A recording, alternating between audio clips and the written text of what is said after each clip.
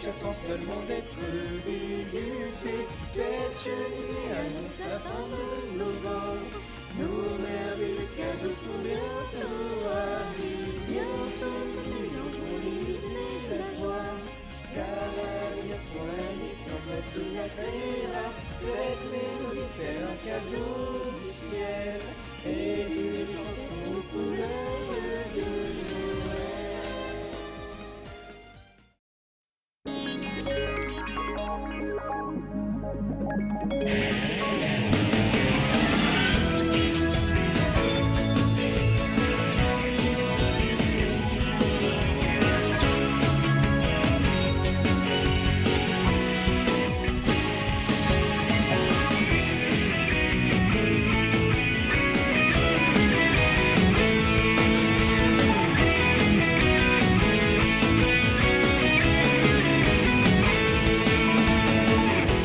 Coucou tout le monde, c'est Mario de la Porte du Paradis et aujourd'hui je suis en compagnie de...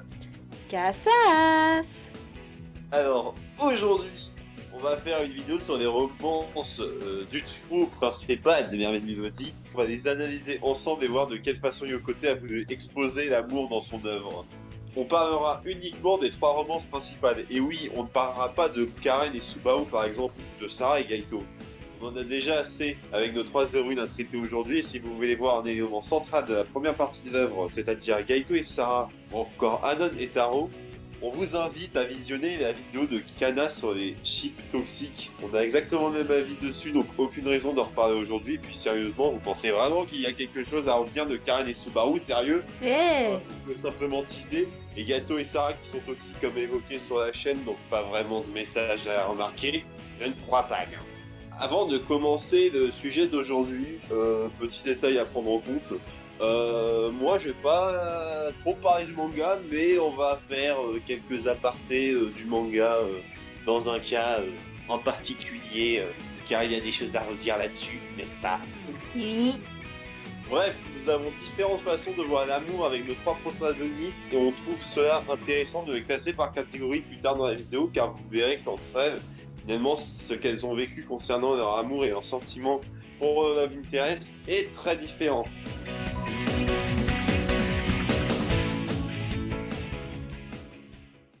Nous allons bien évidemment commencer par ma Miss Rose Bonbon préférée, parce que je rappelle que Lucie est la best waifu de tout l'univers, et ceux qui disent le contraire, c'est pas vrai, et j'en ai rien à faire de votre avis. Voilà, tout simplement. Accompagné de ton cher surfeur qui possède des fangirls par milliers. Mais bon, il y a quand même des bons coups en termes de films, il faut l'avouer. Il est bien évident qu'il s'agit de la relation amoureuse la plus importante de la série. Oh mon dieu, mais c'est peut-être la principale aussi. Non. Et sans doute avec l'amour le plus fort, de ce que les deux ont fait preuve dans l'œuvre. Mais je considère que leur couple est assez classique comparé aux deux autres, car même s'il y a un beau message derrière, et qu'il y a bien évidemment quelques subtilités, je pense qu'en réalité ce couple est bien plus intéressant du point de vue de Kaito. Tout d'abord, on peut considérer que par rapport à Lucie, il s'agit d'un amour assez classique. Je veux dire par là qu'on parle du fait qu'on est face à une fille qui cherche son prince charmant qu'elle a eu depuis des années, schéma utilisé dans d'autres œuvres et pas seulement dans les mangas, évidemment. Quand j'emploie le terme classique, je veux dire par là qu'on sait ce qu'elle veut directement, et que pour elle, ça n'avance pas vraiment car elle est déjà amoureuse de base, donc son amour ne lui apporte rien de spécial, vu qu'on ne la voit pas avant d'avoir ses sentiments.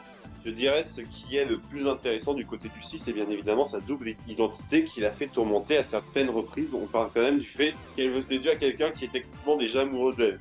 Mais même cela est pour moi plus intéressant du côté de notre surfeur. Kaito a été très tourmenté par ces deux relations avec Lucie. Car oui, nous allons les rendre distinctes aujourd'hui, car mentalement pour lui il s'agit bien de penser pour deux filles différentes. Concernant la sirène, cela va être pour lui quelque chose qui le poursuivra mentalement pendant des années, rien que la question de savoir si ces événements se sont réellement déroulés, ou se demander s'il va la revoir doit lui torturer l'esprit. Kaito doit donc supporter le fait qu'il est tombé amoureux d'un être potentiellement imaginaire et possède ses parents le même jour. Vachement cool pour un garçon de 14 ans. N'oublions pas que Kaito a un entourage très réduit, voire inexistant, et même si c'était l'inverse, vous imaginez dire à un proche que vous avez été sauvé par une sirène? Derrière ces airs de dragueur et de célébrité dans le monde du surf, on est face à un personnage qui est tourmenté mentalement. Je conçois que cela ne nous crève pas les yeux, mais on le voit se questionner sur la sirène de ses souvenirs et penser à ses parents à de nombreuses reprises. Et avec ironie, la personne qui va lui procurer un peu de bonheur, c'est la sirène qui la tourmente depuis tout ce temps. Et oui, on observe que Lucie est très intéressée quand Keito parle de ses parents, histoire de l'aider un maximum. Même si ces deux-là, comme j'appelle de l'auto-jalousie, elle essaiera de lui faire choisir entre elle et la sirène, et ironiquement, même si ce n'est pas les intentions de Lucie, le fait d'essayer de faire changer les pensées de son beau surfeur aurait pu l'aider grandement en enlevant la sirène qui occupe son cœur depuis tout ce temps. Que pouvons-nous conclure de cette relation? Les deux personnages ont des personnalités qui sont complémentaires. Pour l'autre, Keito a un sens du sacrifice pour protéger Lucie. Et de l'autre face de la pièce, on a l'attention de Lucie qui permet à Keito d'évoluer durant la quasi-totalité de l'œuvre. Même sans prendre en compte le fait que les êtres marins ont plus facilement de liens possibles avec les Pantaras.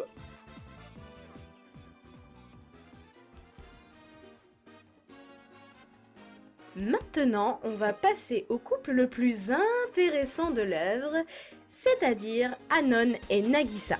Nous vous prions d'attendre la fin de la vidéo pour balancer vos tomates pourries, car même si qui dit pur dit mal exploité, on a quand même pas mal de choses à dire sur ces deux-là, et vous pourriez être surpris. Contrairement à Lucie et Keito, on peut remarquer que le personnage le plus intéressant du couple reste notre princesse à la perle bleue, tout simplement parce que Nagisa n'arrive que dans la saison 2 et que contrairement à sa compagne, il n'est pas un personnage principal. Et contrairement à notre beau surfeur roux, il n'est pas non plus un pantaracien mais bien un simple humain. Donc forcément, c'est moins vendeur. Il nous semble néanmoins important de préciser qu'ici, c'est le garçon qui s'intéresse à la fille et non l'inverse, ce qui est plutôt sympathique.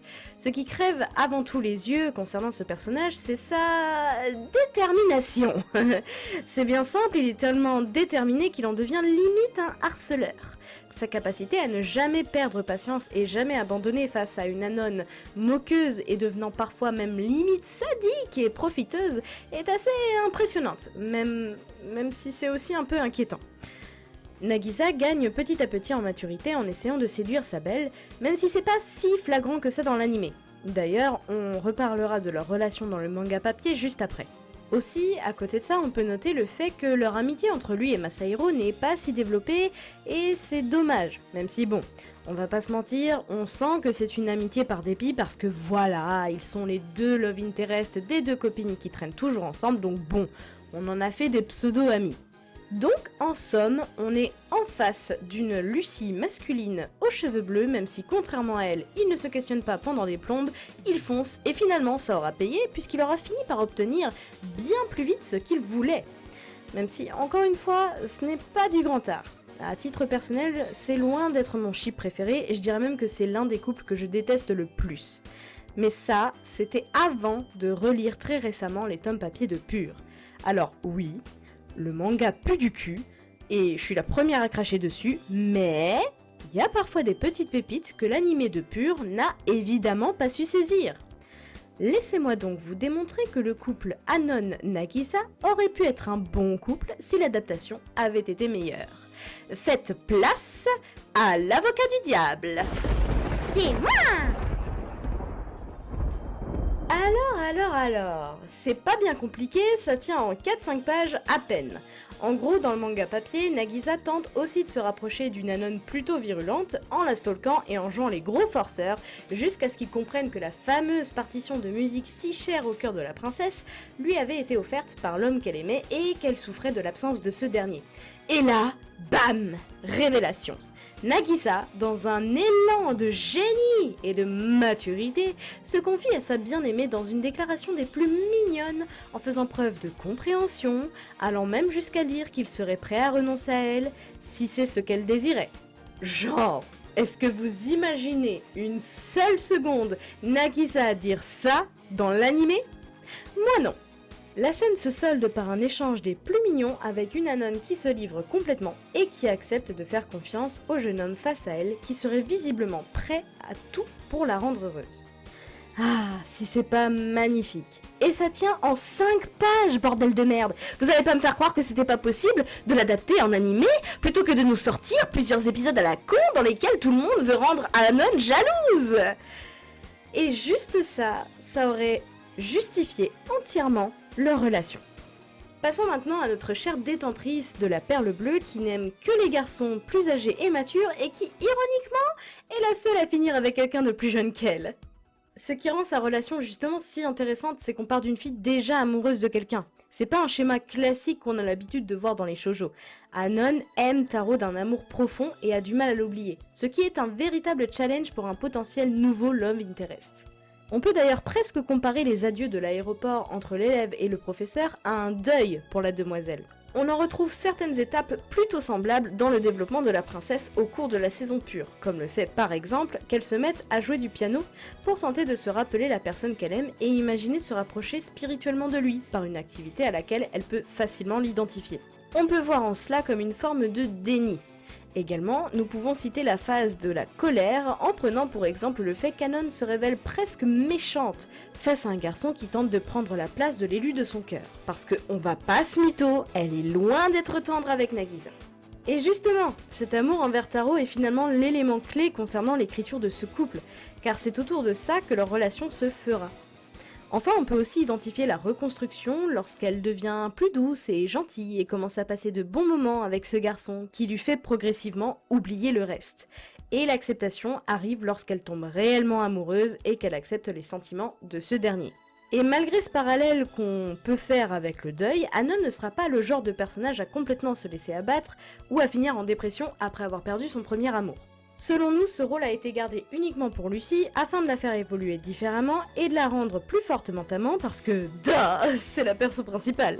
S'il y a encore une chose sur laquelle je me permettrais de pinailler comparé au manga, c'est que dans l'anime, ça se ressent aussi vis-à-vis des autres couples, ces deux-là ne semblent pas faire preuve d'autant de soutien mutuel. Alors certes, Nagisa va de temps en temps implicitement faire comprendre qu'il cherche à rendre Anon heureuse et à l'aider à aller mieux par rapport à Taro, mais là encore, c'est très mal exploité comparé à la version papier qui tient en quoi déjà 5 pages. Bref, comme je le disais, c'est loin d'être du grand art. Maintenant, on va passer au cas assez spécial de Rina et Masahiro, où pour ma part, il y aura une petite pincée de sel. Donc on est face à un schéma de l'amour impossible qui pourrait être très intéressant, même si finalement c'est quelque chose de mal géré. On parle de pur quand même, faut pas s'attendre à grand chose, vous savez. Nous avons affaire à 3 épisodes avec le même schéma scénaristique. Rina qui doute si c'est une bonne chose de ressentir des sentiments pour un garçon en pensant au jour où elle quittera la terre ferme, pour finalement céder à ses sentiments pour répéter ça, pas une, pas 2, mais 3 fois. Oh my god! Le couple a la dynamique plus mature et réfléchie à première vue. Même si on peut se demander si dans le fond c'est réellement le cas, dû au problème redondant cité précédemment. Et quand je dis redondant, je sais pas vous, mais c'est réellement redondant. Conclusion du couple assez ambiguë, on ne sait pas vraiment comment leur histoire va se concrétiser, même si elle a réellement évolué depuis le début finalement. On pourrait se poser la question du entre guillemets recyclage en ce qui concerne la narration des épisodes, qui reste la même, donc du coup, évolution strictement impossible pour le couple et même les deux personnages en eux-mêmes. On se demande si c'était réellement nécessaire de lui créer une seconde intrigue amoureuse après la furtive intrigue concernant les sentiments qu'elle a éprouvés pour le surfeur. D'ailleurs, punaise, c'est une goutte de l'avoir laissé à Lucy d'avoir oublié Kaito. Et ça aurait même pu être très intéressant de sauvegarder son non-intérêt pour l'amour, ce qui l'aurait démarqué des autres princesses.